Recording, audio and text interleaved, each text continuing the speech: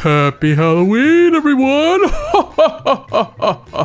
Welcome to the Halloween special for the Mega News Roundup for October 25th, 2021. Today we have lots of Rockman-X DiVE news as always, another NebulaJoy rant, and a couple other nice things. So let's get started with the Halloween event news for Rockman-X DiVE for Japan and Asia. Your two new Halloween characters coming to the game this week are Halloween Sigma, which by the way was already leaked by NebulaJoy. Thanks guys, pretty cool. So we already knew about him, but the other one is Halloween Roll. Oh no, the Church of Roll is gonna get more content now. Oof.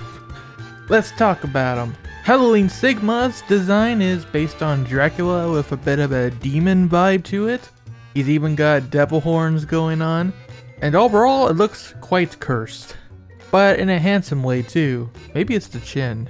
Skill 1 is the Penta Bat Shot. Sigma will summon a ton of bats that will follow the enemy around the entire screen. And from what I can tell, the tracking effect is quite effective too, going in practically any direction it needs to, even doing loops. The bats can even split up formation to attack different groups of enemies. What's more, with the skill card, Penta Bat Shot can heal Sigma's HP when it attacks an enemy. Meanwhile, skill 2, Hellfire Dust, creates a lot of dust, and then it combusts on the enemy after a couple of seconds. Hellfire Dust also causes burn, which can deal continuous damage, or it can lower your opponent's attack according to the trailer, which most likely means you're going to be able to choose your debuff with the skill cards. Next up is Halloween Roll, who is playing the role of a magical girl from animes basically. She even suits up with a summoning circle. Hey, could you summon Mega Man X9 while you're at it, Roll? Yeah, thanks. Roll skill 1 is Magical Cannon, a quick laser that targets the enemy wherever it may be. And with the skill cards, you can choose to have a defense, attack, or speed boost. Kind of like Halloween Sigma, but the opposite, since they're buffs instead of debuffs. Looking at the PvP footage, it also looks like that the magical cannon can also heal Roll a little bit. Now skill 2, Magical Orb, looks pretty nuts. Obviously by the name, it fires a ton of orbs in rapid succession at your foes, and it looks like it can go quite far too. Additionally, with a passive skill, Magical Orb can keep locking onto the target and deal additional damage up to 5 stacks. Kind of like a couple of the sniper weapons in the game. One last note from the trailer reads as follows. U-Scale can summon magical formation, rendering them unable to hit their target temporarily. Are they referring to the enemy in this case? I would assume so, but wow, that's some great English right there. Overall, I'll say these two characters in terms of actual functionality is not looking too bad. I will say though, if you want to save your medals for next week, you might want to do so because there will be a third Halloween character. I won't spoil who it is, but I'll just say right now, yeah, there's gonna be a third character next week you might want to keep an eye out for. Anyway, the Halloween event this year is going to be titled The Mysterious Master of the Nocturnal Castle. Very similar to last year's event, you will once again be making your way through a dark castle that has some inspiration from Mega Man 7's Shademan stage. This time the focus is on the fact that the castle will feature many traps to watch out for. And additionally, instead of Pumpkin Darkman, the boss this time is Halloween Boss Spider. Alright, sure. At least it's more fitting than Darkman in terms of Halloween themes, though I do wish they would stop recycling bosses for this stuff. And to be honest, the original Boss Spider probably already scared whoever has arachnophobia already, but I will say, that new eye in the center sure stares into my very soul. The last thing that's going to be part of this week's banner is the new weapon, Death Diffusion, which is going to be a permanent launcher type weapon by the way. Unfortunately, there's not a lot of details on the weapon officially announced at the moment, but I can say it shoots bats, and it has a cool pumpkin motif, and that's all I got.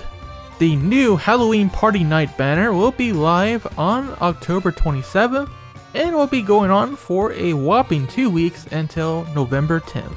Just keep in mind about the third character coming next week, and it is extremely likely that they're going to rerun the original Halloween banner from last year, which had Halloween Vile, Halloween Marino, and they'll probably throw in Halloween Ale as well. So if you missed out on those characters last year, you should have another chance. Personally, I really want Halloween Vile. He's a extremely great unit. In other Rockman X DiVE news, well, it's finally happening, boys and girls. Ever since Rockman X DiVE was announced, people were always asking, hey, is it gonna come to anything besides mobile phones? Like consoles, for example? After all, the Nintendo Switch system has had their own mobile game ports on the system that you can just pop in and play. So it seemed like it would be a great fit for a game like Rockman X DiVE that already has controller support. Not to mention the touchscreen on the handheld itself. Well, like I said, it's happening! Data miners that have looked into the latest client for the Rockman X DiVE game have discovered some strings that does point to a possible Nintendo Switch port, using NS for short in a lot of these strings that you'll see on screen right now. Most interesting of the strings, however, is that it mentions Amiibo no use. In other words, as expected, this will not have Amiibo support. So don't expect any Mega Man Amiibo support with this game. And in case you're wondering if this is legit, keep in mind that we found out about the Steam port the exact same way ahead of time. Data miners found the strings pointing to the Steam version, and then a few months later, hey look, a Steam version. So this may very well go down the same way, with the Nintendo Switch version being saved for maybe early 2022 or something like that. Maybe even for Christmas if we're lucky. But suffice to say, official news for this is probably not coming for quite a long time. But it is very awesome to see that they are working on it, because I think it's a great idea to put this on a Nintendo Switch, especially for the console peasants in quotations that either doesn't have a PC or doesn't want to play on mobile with the touchscreen controls. Although I'm unsure if you can even play Rockman X DiVE on the go with your Nintendo Switch, since the Switch is Wi-Fi only. It would need an active internet connection to actually let you play the game. That is because Rockman X DiVE itself constantly syncs with the server to save your data every little thing you do. Still, with a Switch port, this ought to be the most accessible way to play the game yet. Assuming you have a Nintendo Switch, of course. The other elephant in the room is, which version of Rockman X DiVE is this going to be based on? Is it going to be the global version or what? So right now, just like with the Steam version, this is most likely going to be for the Asian or Taiwan version of Rockman X DiVE at first, and Japan will most likely get it later on. At this moment, there is no plans for a Steam or Nintendo Switch port for the global version that NebulaJoy is doing. So if you are playing on global, unfortunately you're out of luck unless NebulaJoy announces something of their own. But if you already have a Taiwan or Japanese account, just like with the Steam port, you should be able to easily transfer over your account to play on the Switch. That being said, just like with the Steam port, Rockman X DiVE is likely going to be on the Taiwan regional eShop for the Nintendo Switch, which means you will have to go ahead and create a Taiwan region Nintendo account, which is actually pretty easy to do, by the way. You just need a burner email. And once you have that regional account set up, you should be able to access the eShop for that region through your system, then download Rockman X DiVE. It's a free game, so you shouldn't have to set up a credit card or anything crazy like that. So overall, it's definitely easier than setting up a VPN to download the Steam port. That being said, you may still have to set up PayPal and another region account if you want to purchase things inside of Rockman X DiVE, but that is one of those things where we're gonna have to wait and see what happens with that. But at the very least, since the game is easily transferable to different devices, if you already have a payment method set up on the Steam port or the mobile port, You should be able to just log into your account on any of the other devices and just make your purchase that way and then hop back to the Switch version if all else fails. Personally, I found using the Steam port is the easiest way to make purchases because it uses your actual Steam account and its information no matter which region you are in. And with that, I think I've covered everything about this topic. Like I said, super cool that this game may be coming to Nintendo Switch really soon. And when I say really soon, I mean like in a few months or more, but it'll be really cool to check out when or if it gets here. Hey, you guys wanted a new Mega Man X game on console, right? Well, you got your wish. Kinda. Well, before I get shot for that, let's move on to a negative topic actually, because we're going to be talking about our good old buddies NebulaJoy, who by the way is running the global version of Mega Man X DiVE, and they also recently canceled their own Mega Man mobile game, which was titled Rockman-chan Time Rift. What we're going to be talking about today is the customer support for Mega Man X DiVE, the global version. So, a viewer of the show sent in their own story dealing with NebulaJoy's customer service when a glitch happened in-game that cost them to lose 4,000 elemental medals. That's a big loss right there. So let's hear what they had to say about it. I had a legitimate error occur and had proof to show them, and this has been the response every time. They won't let me know how to contact them directly. Then the Twitter account actually blocked me because I let people know. I didn't show any rudeness or use any profanity. I think it's so sad that they are treating fans like this. So here we can see the receipts for what actually happened. We got the Mega Man service email, which I did verify does belong to NebulaJoy. And they say, "Dear Rockman, thanks for your feedback. We fully understand your feeling, but sorry again to note that we can do nothing about this issue. Thanks for your understanding and have a nice day." And to me, that's like, yeah, do nothing my foot. The man just lost his elemental medals. And I know you have a system set up to provide gifts to players. All you'd have to do is take his account information and then just send him the 4,000 medals. It's not that big of a deal. Of course, I'm not a developer. I don't know the full story of what's going on there. Maybe they really can't do anything. But let's look at what happened next. So like our viewer said, they did reach out to the official Mega Man X DiVE Twitter page, but then they got blocked. Wow.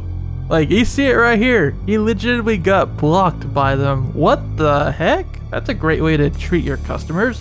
And our viewer goes on to say, "It is somewhat hurtful. I've been this supportive of the game, and because I speak out about the problems in losing 4,000 elemental medals due to a glitch, I get blocked on the account. This is making Capcom look quite bad for who they've given their IP to use." And yeah, I agree. Like, everything NebulaJoy has done up to this point, it's just an embarrassment to Capcom, who are the people who okayed this in the first place. Oh man, the rabbit hole just goes deeper and deeper the further you go. And next we do get an example of what they said. Just saying, "Hey, can we please work something out? There's been many glitches on this game. I had proof of mine and the team told me at first I could be recompensated, then turned around and said they couldn't do anything about it." So you tell this guy, yeah, you can be recompensated for your medals, like I was saying at the beginning, and then you're like, "Oh nope, we ain't doing it, kid." Oh my gosh, like at least, you know, if you're gonna give an answer about that, just be straight about it. If you really can't do it, then just say you can't do it. Don't be like, "Oh, whoa, yeah, you can be recompensated. Oh, never mind." That's just going to make things way more confusing than it needs to be. And then the viewer tells me, for reference, this is what I've been blocked for saying. If I was out of line here, which I don't think I was, correct me. But it seems like whoever runs the Twitter account really doesn't know much about keeping things professional. And I've definitely seen that myself. Especially with the odd jokes like the one they made for the assault equipment post, "Size doesn't matter." And yep, they did indeed make that tweet. But I mean, the tweet itself isn't so bad. But, oh man.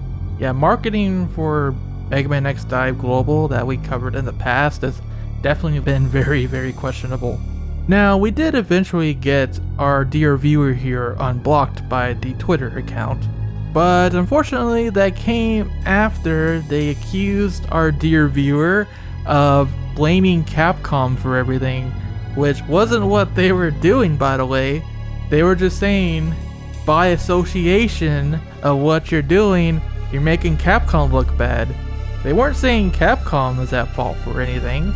Perhaps the social media person took it that way because our viewer actually did tag Capcom Japan and Capcom USA when he was reaching out to them. But from what I understand, he wasn't actually blaming Capcom for it, you know? More like our viewer was trying to make them aware of what was going on.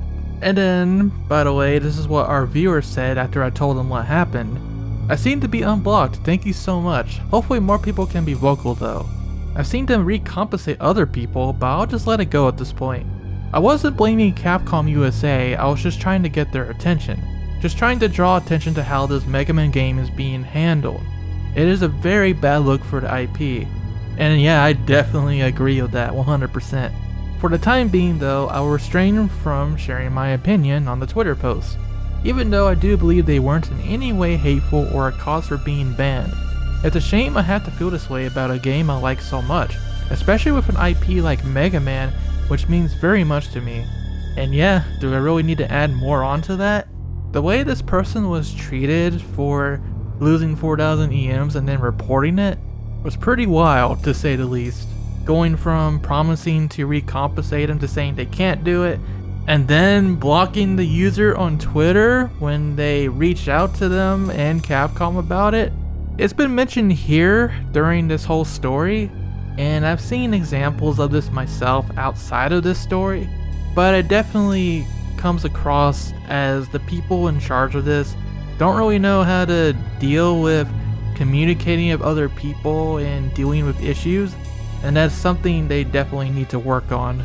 And you know, nobody's perfect. I'm not perfect either. I have my moments too where, you know, I let anger get the best of me. I think everybody does though. But in this instance, we are talking about an entity that is in a way representing the Mega Man brand and Capcom by association.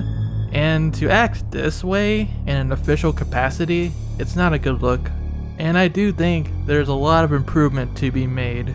However, I have gotten to the point now, with everything I've witnessed for myself, I just don't feel comfortable at all with even covering Mega Man X Die Global anymore. I can't, in good faith, support this company with the way they're treating a lot of people behind the scenes. Not even just as users whose story we shared today. There's more where that came from. But again, I'll leave it to those individuals affected to share that stuff. This was a story that just came to our desk personally that I was given permission to talk about. So that's where we stand right now, and that about does it for this part. I just want to say thank you to our dear viewer who did send in the story and gave us all the context and the receipts and everything. That was extremely helpful for helping us just to show what is going on behind the scenes and everything. So thank you very much for that. As for the rest of you, you are free to draw your own conclusions. I'm not going to tell you, oh, stop playing Global. Personally, I'm not going to be playing it anymore, but it's entirely your call to make if you want to keep supporting it or not. What I wanted to do here was to present the story as it is, give my own thoughts on it, and how NebulaJoy can improve in the future. And I genuinely hope that they do improve. So let's go ahead and get back to some more positive fun stuff to end this off. First up, we have an announcement from 86, who has revealed new Mega Man 11 chibi keychains. And man, they look really nice actually. We have Mega Man, Roll, Dr. Wily, Blast Man, Fuse Man, Block Man, and oh boy, a new playmate! Yup, Bounce Man himself. If you are at all interested in these awesome little keychains, they are now available for order on the 86th website for $10 US a piece. Link in the description for more information. These are really adorable. And for our last story today, there are now new chapters for the comedy manga Rockman-san and Rockman-chan. And of course, normally this would be all in Japanese, However, there is new English translations in the works by Midori, who has posted new English fan translations for chapters 1 through 6 for Rockman-san. We will have some links in the description below for you guys to take a look at all of that. We are definitely very appreciative of the people working on the fan translations for these mangas. That's gonna about do it for our Mega News Roundup for today. I do apologize that things got a bit negative during the later half of the video, but I do think it's important to share stories like these and just let the wider community know what is going on.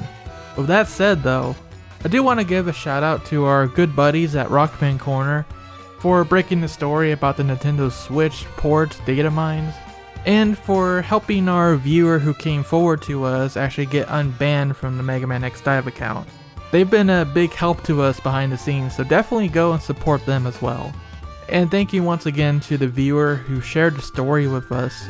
It was very much appreciated. And to finish up the thanks, I want to thank all of our channel members on the ShadowRockZX channel, including GA class supporters, LML123, Chaos Bonkai, Adrian Cauldron, Vince Crystals, Rico Syndrome, and Austin Buford. Thank you for all the support, guys. And I want to thank you for the crazy amount of support on all the Metroid Marathon streams as well. Y'all really showed up and did your thing, and we're eternally grateful for that. In return, I'll just keep doing what I'm doing over here, producing content and reporting everything that I see.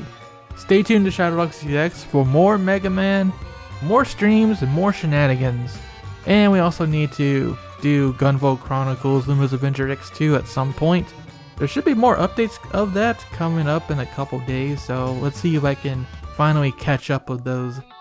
Until then, rock on, and happy Halloween, everybody!